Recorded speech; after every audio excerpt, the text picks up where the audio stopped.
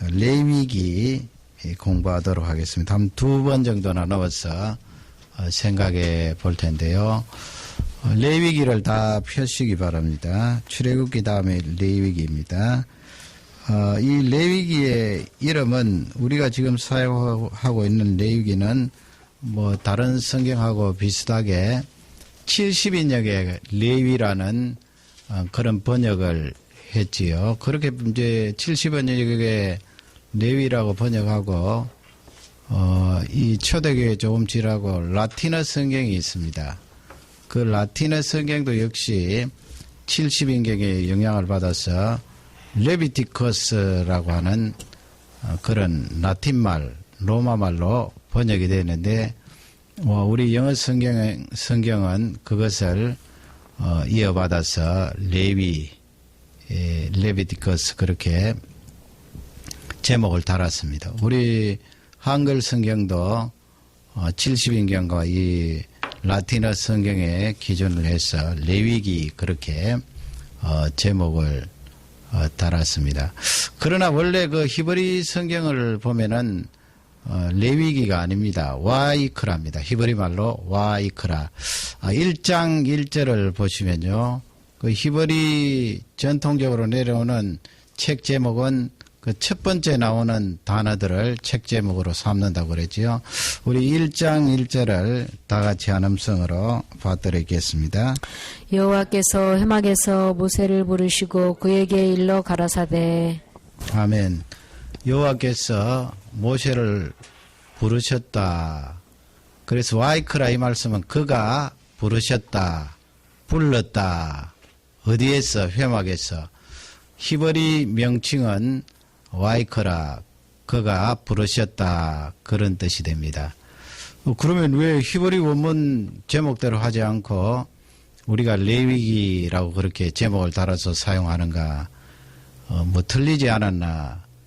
틀리지는 않았죠. 왜냐하면은 이 레위기 자체가 제사, 앞쪽에는 제사가 나오고 또 중간에는 정결케 하는 예식이 나오고 또 뒤쪽에는 그 하나님 나라 시민 된 자로서 지켜야 될 그 법들 그런 것 나오는데요.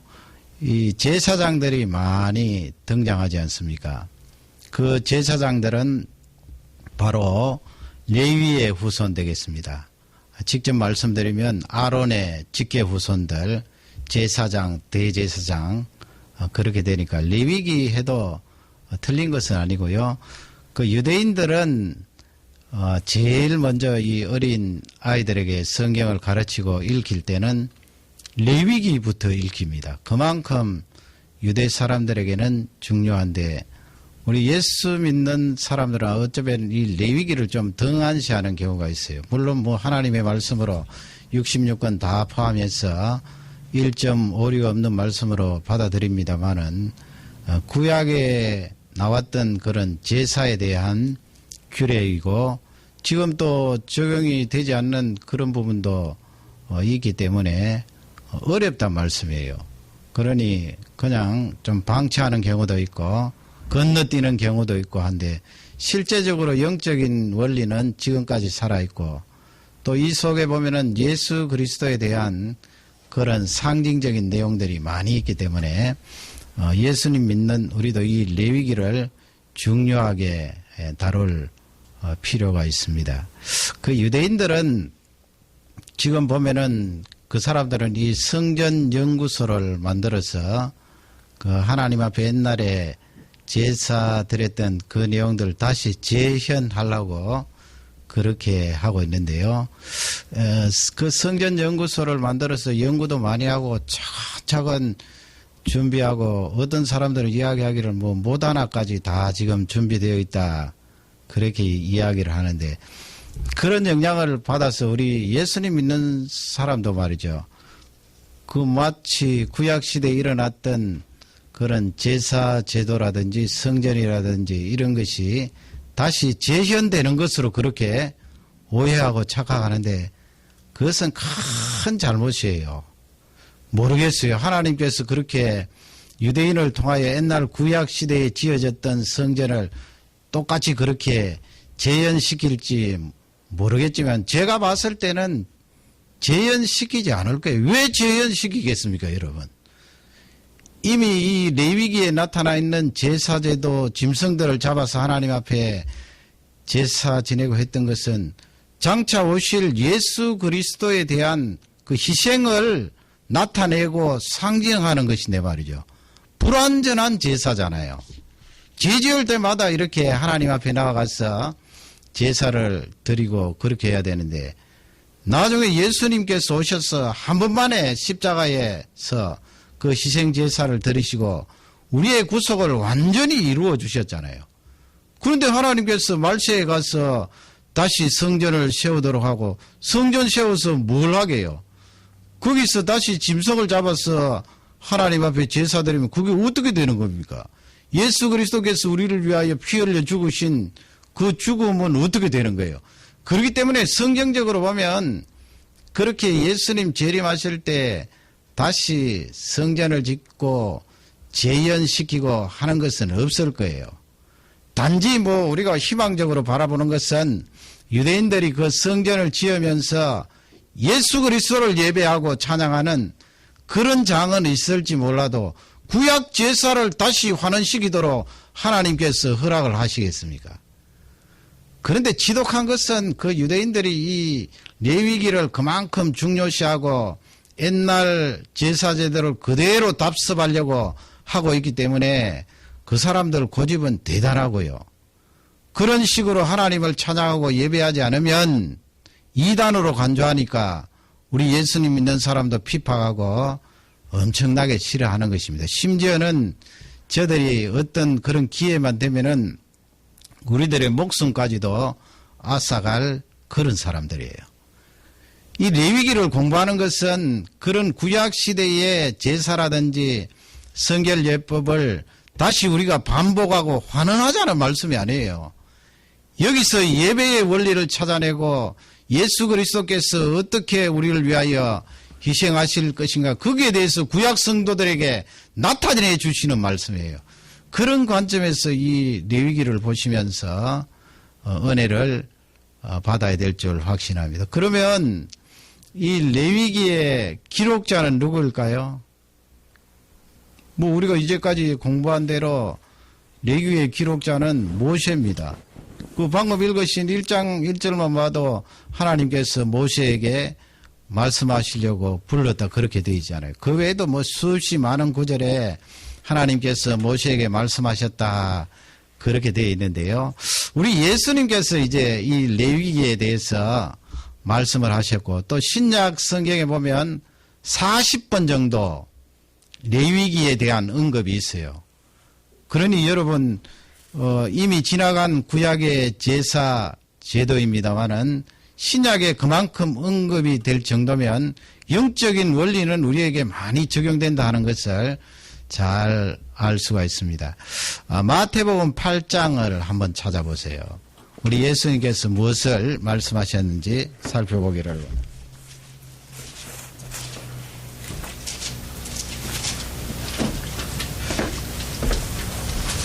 마태복음 8장 3절 4절인데 3절 말씀을 먼저 한번 받들겠습니다. 다 같이 읽겠습니다. 예수께서 손을 내밀어 저에게 대시며 가라사대 내가 원하노니 깨끗함을 받으라 하신데 즉시 그의 문둥임경이 깨끗하여진지라. 아멘. 한센병이죠. 나병.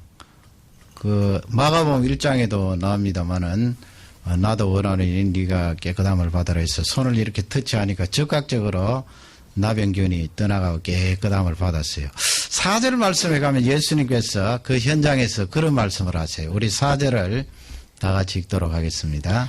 예수께서 이르시되 삼가 아무에게도 이르지 말고 다만 가서 제사장에게 내 몸을 보이고 모세의 명한 예물을 드려 저희에게 증거하라 하시니라. 예, 모세가 나오지요.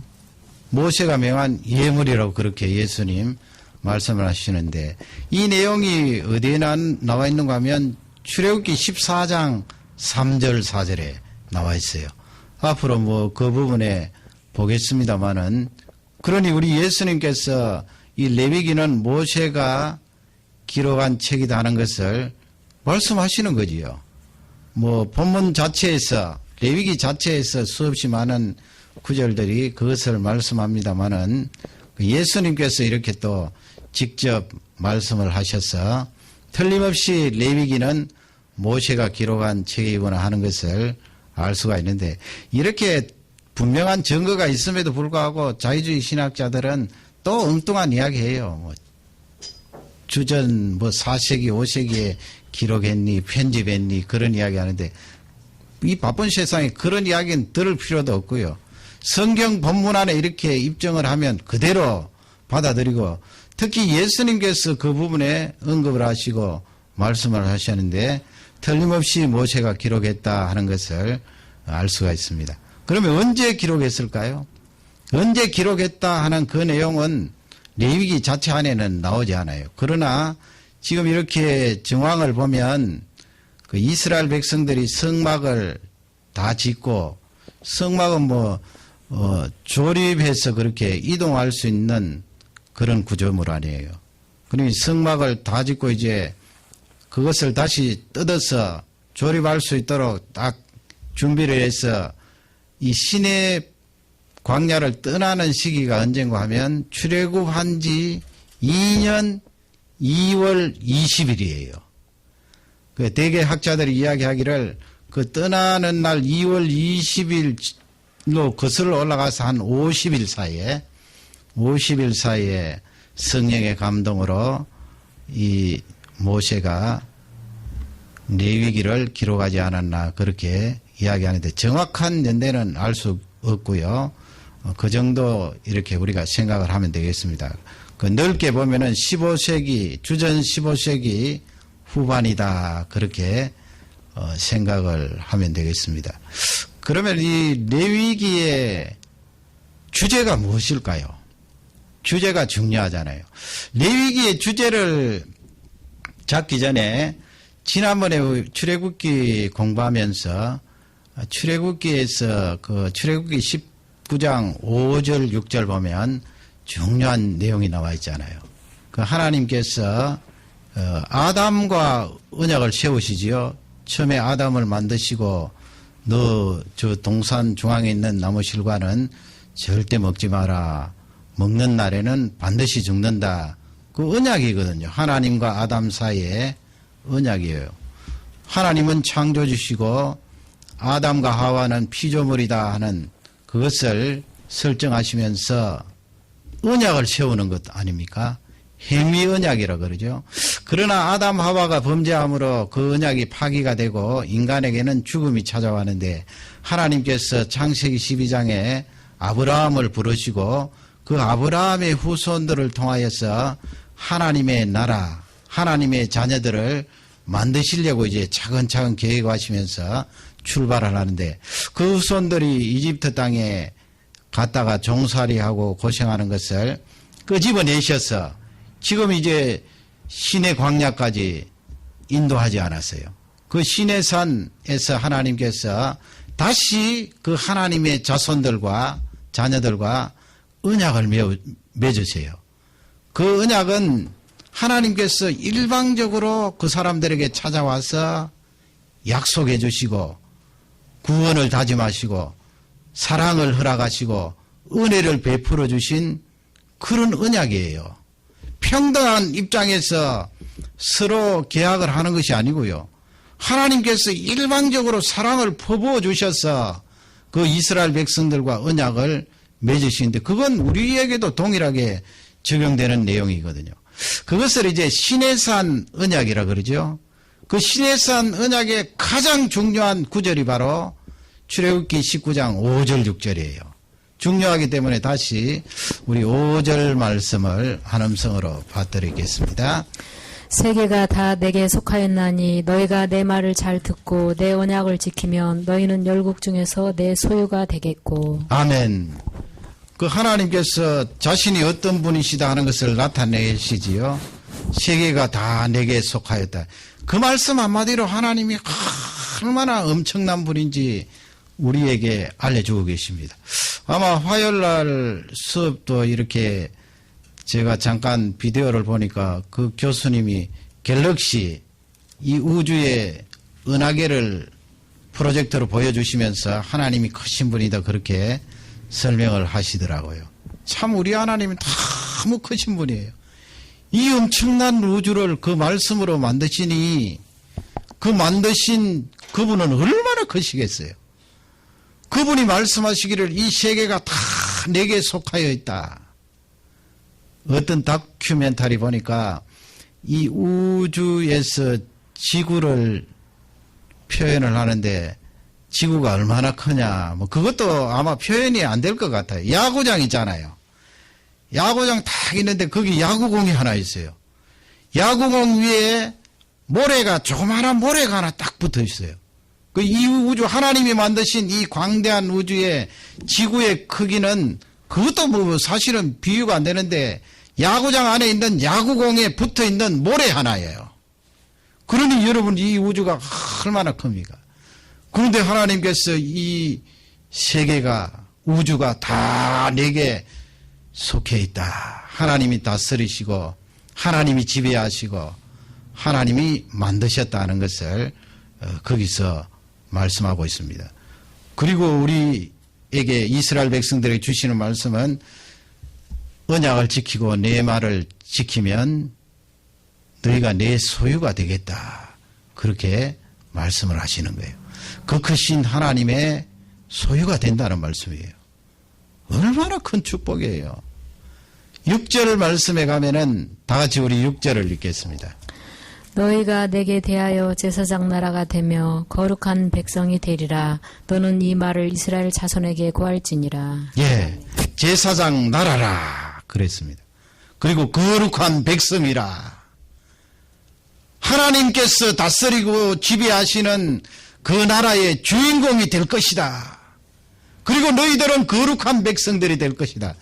이것이요, 이스라엘 백성들에게 하나님께서 찾아오셔서 그 사랑과 은혜로 약속을 해주신 거예요. 그러니 우리 식으로 말하면 그건 약속이 아니고 하나님이 그 크신 사랑으로 일방적으로 찾아와 주셔서 우리에게 언약을 맺어주신 거예요. 얼마나 귀한 말씀입니까? 출애굽기의 핵심은 거기에 있어요.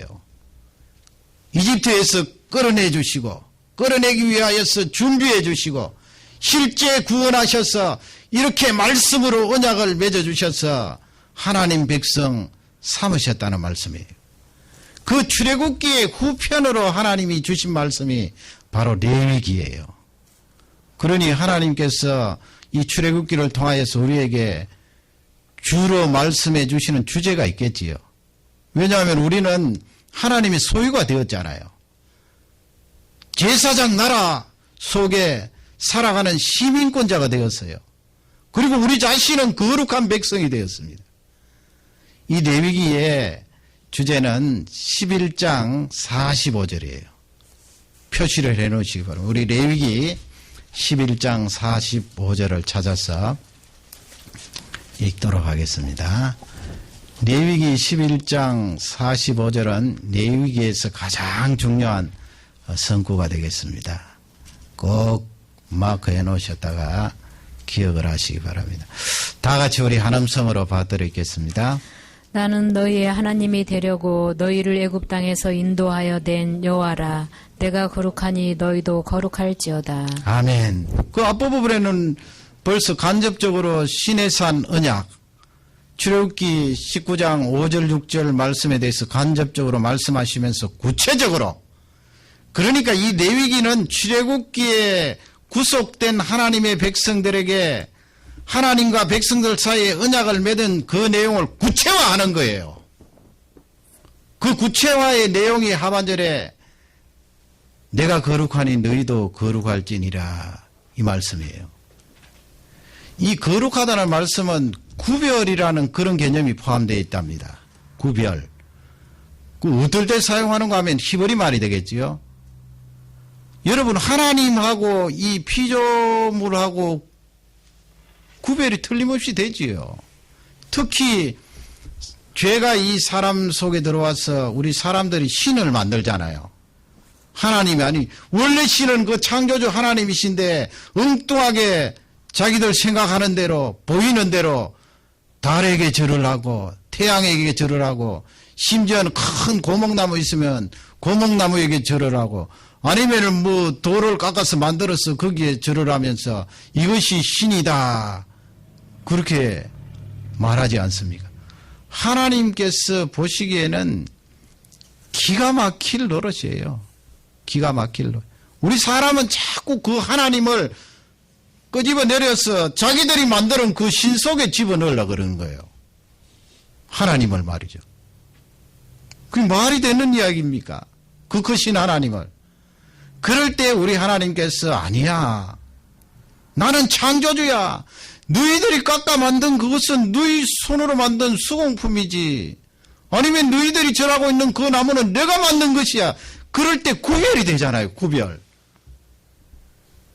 내가 거룩하니라 이 말씀은 그 구별을 말하는 거예요. 하나님 고유의 그 영역 구별. 내가 거룩하니 너희도 거룩할지니라 이 말씀은 그 하나님 고유에 가지고 계신 그 거룩한 그 영역 범주 속에 너희들을 들어오도록 하겠다는 말씀이에요. 얼마나 큰 축복이에요. 하나님은 악이 하나도 없으신 분입니다. 악과 죄하고는 관계가 없는 분입니다. 그런데 그 하나님께서 우리를 초청하셔서 그 범주 속에 들어와서 나와 같이 동거하자. 그렇게 말씀을 하시는 것입니다. 그러니 여러분 이 레위기가 우리에게 주시는 축복이 얼마나 놀랍습니까? 우리 자신은 보통 존재가 아니에요. 구약의 이스라엘도 그 정도 자부심을 가지고 살아가는데 우리는 성자 하나님께서 직접 우리를 위하여 십자가에 피 흘리시고 부활하여 의롭게 된 귀한 존재 아니에요. 그 보통 존재가 아니에요. 너희들 그렇게 세상 사람들처럼 그냥 들이섞여서 그런 생각으로 살아가느냐? 그렇게 살아가지 말고 구별되게 살아라. 너희들은 이미 거기서 불러내어서 나의 그 범주 속에 거룩함 속에 너희들을 포함시켰다 하는 귀한 말씀이에요. 그러니 여러분 우리가 얼마나 큰 축복받은 존재인가 하는 것을 이 말씀을 통하여 잘 알 수가 있습니다.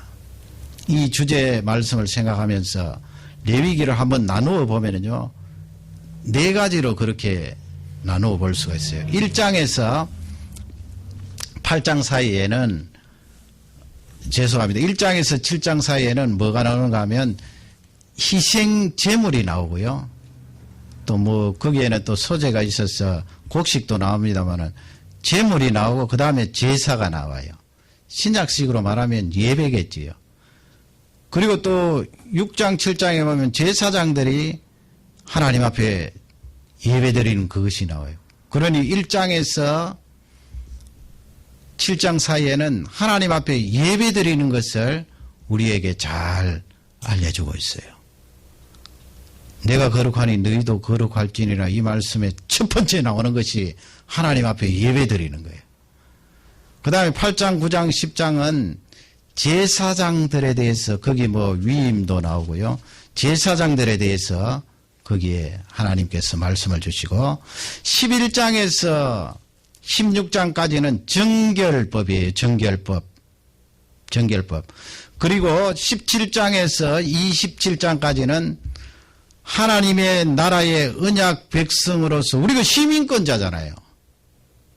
그 시민권자가 지켜야 될 시민법이에요. 그런데 이스라엘 백성들은 그걸 거꾸로 바꾸었다고요. 하나님의 백성이니까 이것을 지켜야 구원받는다. 그렇게 됐다고요.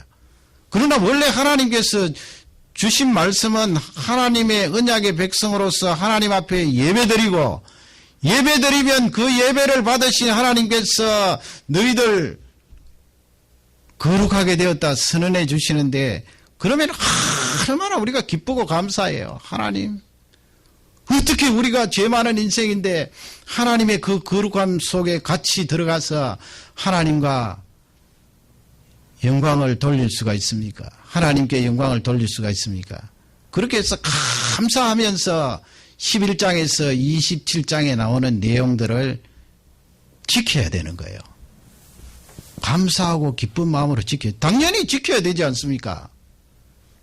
거기 보면은 뭐 성적으로 부도덕하고 까지 모든 것이 다 나와요. 하나님 백성으로서 그렇게 거룩하지 않는 것을 하지 말아야 될 걸 갖가지 다 나오는데 그건 당연히 그 거룩하신 하나님께서 거룩 속에 우리를 포함시켜 주셨는데 당연히 기쁜 마음으로 지키는 거예요. 하나님 내가 이거 지켜서 구원받습니다가 아니고요.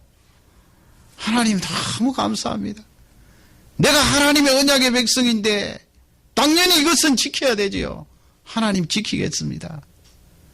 그렇게 화답하라는 귀한 말씀입니다. 오늘은 내가 거룩한 백성으로서 가장 먼저 와야 될 것은 바로 예배가 됩니다. 그 예배가 1장에서 7장 사이에 나오는데 예배가 이제 5가지가 나와요. 오늘 상세히 하거나 다음에도 상세히 할 그런 시간은 없고요. 쭉 한번 따져보면 번제가 나오고 소제가 나오고 화목제가 나오고 속죄제가 나오고 속건제가 나와요. 그게 1장에서 6장 6절까지 나와요. 그 다음에 6장 7절부터 7장 끝부분까지는 제사장이 하나님 앞에 예배드리는 것이 나오는데 그건 순서가 또 달라요. 왜 그렇게 하나님께서 일반 백성들이 예배드리는 순서하고 제사장들이 하나님 앞에 나와서 예배드리는 순서를 다르게 하셨나? 그건 의미가 있다고요. 그러면 이제 먼저 살펴볼 것은 번제입니다. 번제. 그러나 이 번제는 소제하고 같이 그렇게 다루도록 하겠습니다. 먼저 번제를 찾아보시면 1장 3절 4절 우리 다 같이 한음성으로 봐드리겠습니다. 번제입니다. 그 예물이 소의 번제이면 흠없는 수컷으로 회막문에서 여호와 앞에 연락하시도록 드릴지니라.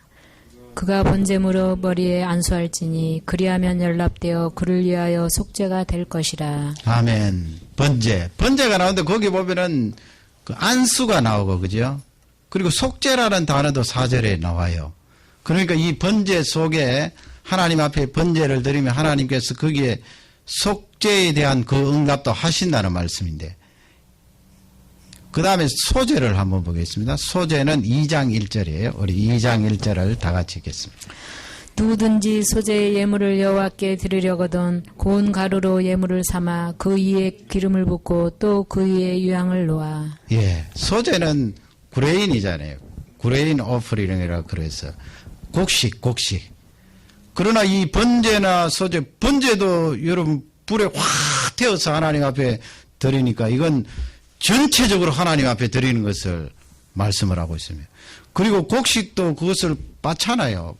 빻으니까 알맹이 하나하나가 바스라져서 고운 가루가 되는데 거기에다가 이제 기름을 넣고 유향을 넣어서 하나님 앞에 드리니까 그것도 전체를 드리는 거예요. 전체를 드리는 거예요. 그러니 이 구약 성경부터 신약 성경 끝까지 우리 하나님은 예배드리는 백성들에게 너희들 예배드리는 것 내가 거룩함으로 간주하겠다 말씀하는데 반쪽은 싫어하신답니다. 전체예요. 전체 드리기를 원하셔요. 하나님 제 마음이 반쪽은 세상에 가 있습니다. 반쪽만 하나님 앞에 와 있습니다. 그게 아니고 전체를 하나님 앞에 드리기를 원하시는데 창세기 4장에 보면은 거기 아벨과 가인이 나오는데 거기 보면 거기도 물론 거기는 성문화된 그런 그 율법의 말씀이 없던 시기 아니에요. 아담의 아들들인데 거기 보면은 가인은 형인 가인은 뭘 드립니까? 여기 말씀하는 소제 종류예요. 곡식. 그리고 아벨은 뭘 드립니까? 첫 새끼 해서 양을 하나님 앞에 잡아서 하나님 앞에 드리는데 사실은 뭐 어떤 분들은 가인은 곡식을 하나님 앞에 드렸기 때문에 피제사가 아니고 그래서 하나님께서 거절하셨고 아벨은 양을 잡아서 하나님 앞에 기름진 것으로 드렸기 때문에 피제사를 하나님 앞에 드려서 하나님께서 받으셨다는데 그건 성경을 잘 모르는 거예요. 다른 성경에 보면은 가인이 드린 소제나 아벨이 드린 번제를 소제로 간주하는 거예요. 왜 소제로 간주합니까? 가인은 농사하는 사람이었잖아요. 그 농사의 결실을 하나님 앞에 드렸으니까요.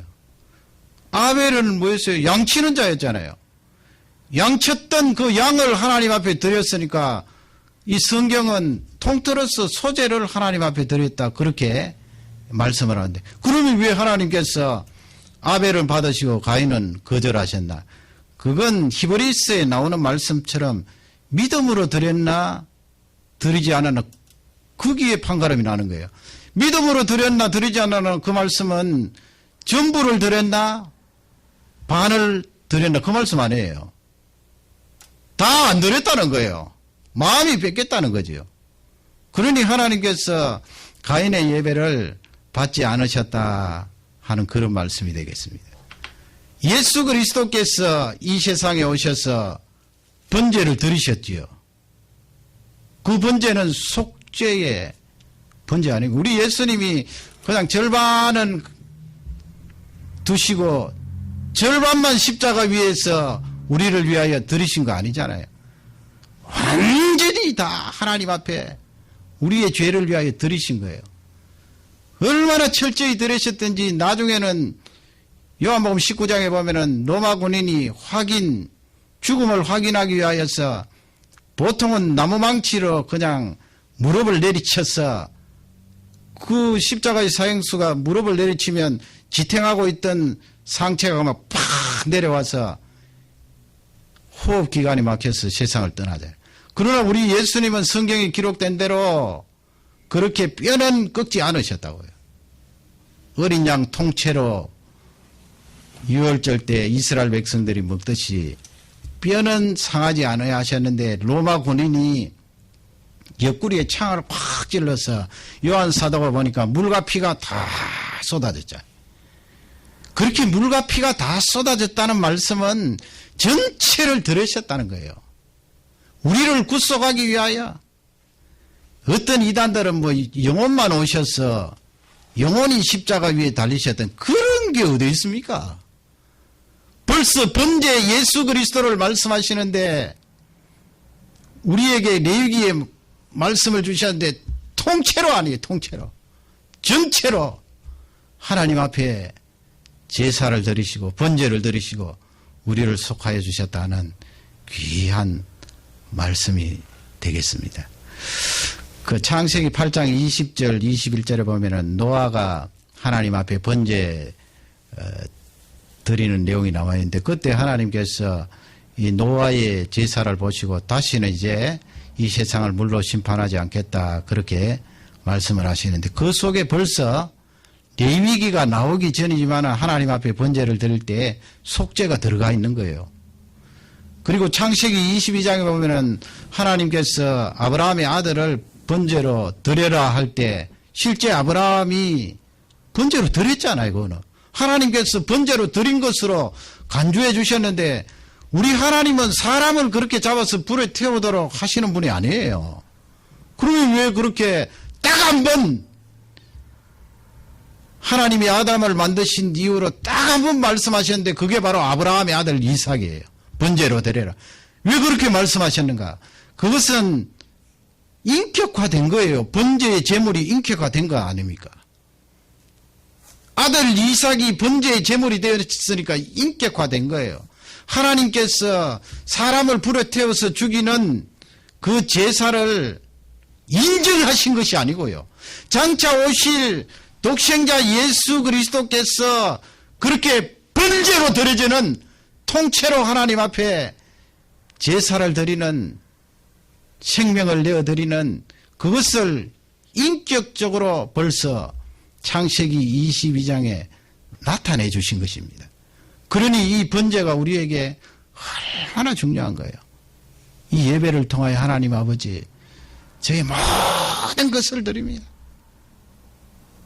그 다음에 세 번째 제사가 무엇입니까? 화목제입니다. 화목제. 3장 1절 보세요. 3장 1절. 레위기 3장 1절 보시면 다 같이 우리 한음성으로 3장 1절을 읽겠습니다. 사람이 만일 화목제의 희생을 예물로 드리되 서로 드리려거든 수컷이나 암컷이나 흠없는 것으로 여호와 앞에 드릴지니. 예, 화목제가 피스 오프링이라고 그러죠. 평화하는 거예요. 하나님께서 너희가 먹는 날에는 정령 죽으리라 이 말씀을 할 때는 단번에 거기서는 아담 하와가 사망을 하지 않았지만은 여러 영역에서 죽음이 찾아왔잖아요. 육신의 죽음이 찾아오고 또 가장 큰 치명적인 것은 하나님과 이 사람 사이에 영적으로 교제가 단절된 거예요. 그 사망 아닙니까?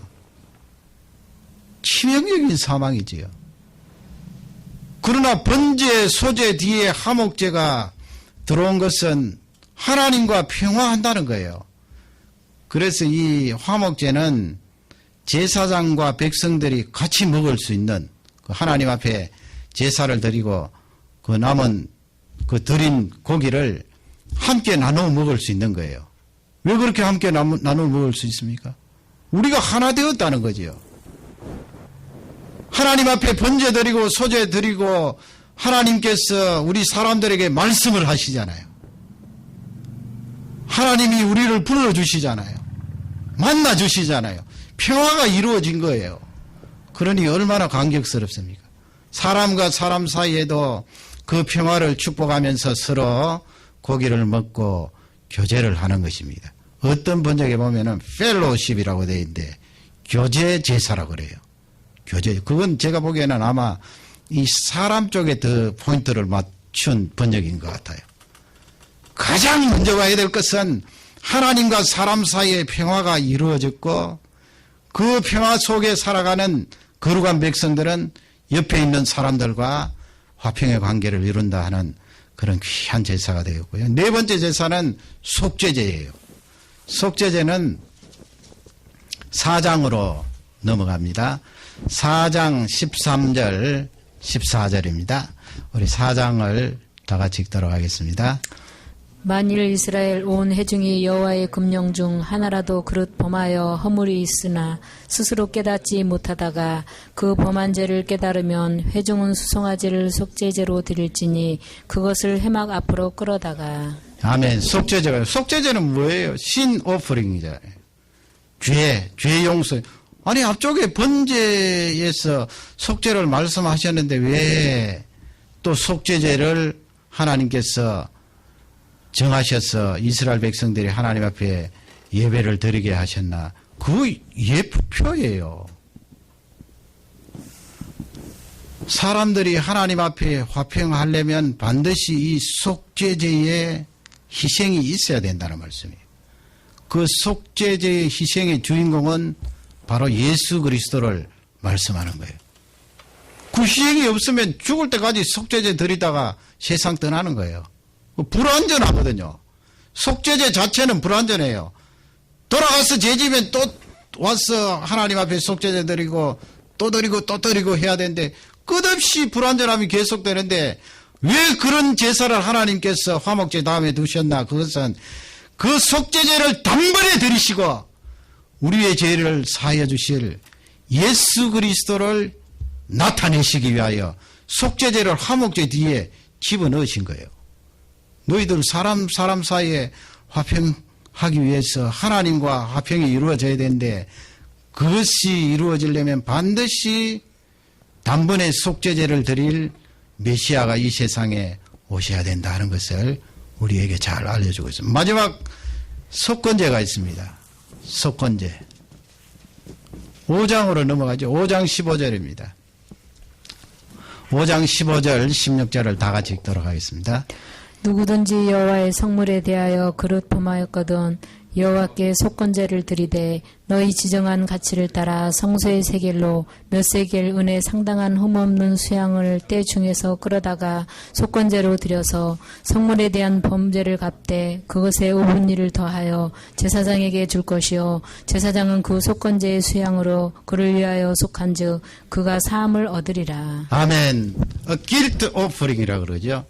과실치사입니다. 우리 하나님께서 의도적으로 계획을 쫙 세워서 사람을 해야 한다든지 나쁜 짓을 하면 그거 굉장히 엄중하게 다루시고요. 특히 거룩한 백성이 그런 짓을 하면 하나님 가만히 계시지 않아요. 그렇게 한 대표적인 장본인이 바로 다윗 아닙니까? 전쟁에 나가 있는 그 장군의 아내를 취하고 그리고 의도적으로 살인하기 위하여서 편지를 보내어서 일선에 나가라고. 그건 계획적으로 그렇게 했거든요. 과실치사가 아니에요. 그런 것은 철저히 하나님 앞에 회개하고 하나님 앞에 돌아와야 되는데, 그러나 우리 사람이 살다 보면 과실치사가 있다고요. 오늘 지금 읽으신 말씀 성물, 하나님의 성물을 잘못해서 그냥 잘못 다루면 거기서 이제 단번에 죽잖아요.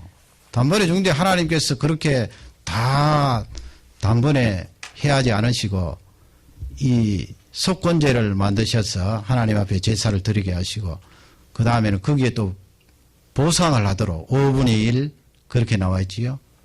그리고 또 우리가 이웃에게 과실치사하는 경우가 있어요. 의도적인 것은 아닌데 상대방에게 손해를 입히면 그럼 하나님의 백성, 하나님의 시민권자라고 서로 우리 화평이 이루어졌으니까 대충 해서 건너가자. 그게 아니에요. 반드시 변상하도록 돼요. 변상하고 하나님 앞에 와서 제사 드리도록 그렇게 한 게 바로 속건제예요. 얼마나 좋은 제사예요. 변상을 하도록 돼 있어요. 내가 뭐 다른 사람의 마음을 상하게 했으면 그냥 말로 때우지 말고 변상을 하라는 거예요. 그 예수님 오래 믿다가 보면 적당히 그냥 은혜로 건너가려고 하는 그런 마음이 저에게도 있고 모두에게 있을 수 있는데 하나님이 주시는 말씀은 변상이 필요하다는 것입니다. 얼마나 정확한 말씀입니까? 왜 하나님께서 이 속건제를 우리에게 가르쳐 주셨나? 그런 이웃과 하나님의 성물에 대한 우리 과실치사를 용서함 받도록 하셨지만 더 중요한 것은 보상하려고 하면 힘들잖아요. 5분의 1이지만은 5분의 1 떼어서 보상하려고 그래 보세요. 휘청하죠, 경제적으로. 그렇게 휘청거리면서 내가 죄인인데 하나님 앞에 이 죄 용서함 받는 것이 얼마나 큰 은혜인가 그걸 깨달으라는 거예요. 우리 사람은요 실제 피부적으로 민감하게 느끼는 것이 물질입니다. 물질로 민감하게 느끼면서 하나님이 나를 용서해 주시고 나를 하나님 자녀 삼아 주신 이 죄 용서함이 얼마나 큰가, 얼마나 소중한가 그것을 철저히 느끼면서 하나님 앞에 나오라는 귀한 말씀이 되겠습니다. 이 5대 제사가 이렇게 예수 그리스도를 나타내면서 신약 시대에도 그 영적인 원리는 그대로 적용되잖아요. 예를 들어 보세요. 여러분 하나님 앞에 예배드리고 하나님 아버지 내 하나님하고 화평을 이루었습니다 말하면서 속건제 부분에 해결이 안 되면 힘들다고요. 단번에 가족 안에서 가정 안에서 형제지간 부부간에도 마음이 킹기는 것이 있으면 하나님 앞에 예배가 잘 안 되잖아요. 이게 5가지 제사가 구절마다 영적으로 우리에게 다 적용이 되는 줄 확신합니다. 그러면 시간이 좀 갔습니다만은 6장 7절부터 7장 마지막 절까지 보면은 제사장들이 하나님 앞에 나와서 제사 드리는 순서는 또 달라요. 하나님께서 번제, 소제, 속제제, 속건제, 화목제, 화목제가 제일 마지막에 나와요. 그리고 중간 순서도 속건제, 속제제가 바뀌었습니다. 나중에 성경 읽어보세요. 왜 그렇게 순서가 바뀌었나요? 제사장이 먼저 하나님 앞에 예배드리고 일반 백성들을 위하여 예배를 드리잖아요. 구약시대는. 그러면 제사장 자신이 하나님 앞에 해결함을 받아야 될 것이 뭐예요? 그것이 반드시 있어야 되는데 중간에 들어있는 속제제예요. 속제제. 제사장 자신이 하나님 앞에 죄 용서함 받고 허물의 가리움을 받고 백성들을 위하여 제사를 드리면 제일 마지막에 오는 그 화목제가 이루어지고 하나님의 응답이 있다 하는 귀한 말씀인데, 그러면 왜 하나님께서 이 제사장들을 뽑으셨나? 그것은 다음 시간에 하도록 하겠습니다. 이스라엘의 12지파가 있는데 굳이 레위 후손들 가운데 또 아론의 후손들 가운데 제사장을 뽑아서 하나님께서 그들에게 거룩한 일을 시키셨는데 왜 그렇게 하셨을까? 거기에도 우리를 구속해 주신 그 은혜가 담뿍 담겨져 있습니다. 그러니 여러분 이 레위기가 구절구절 신약에 사는 우리들에게도 적용되는 귀한 말씀이에요. 이 말씀을 이런 관점에서 읽으시면서 하나님 앞에 드리는 예배가 참 거룩하고 하나님 앞에 나올 때마다 그 은혜를 사모하는 능력의 종들이 되시기를 주님의 이름으로 축원합니다. 우리 다 같이 기도하겠습니다. 말씀을 생각하면서 기도하겠습니다. 하나님 아버지여 감사합니다.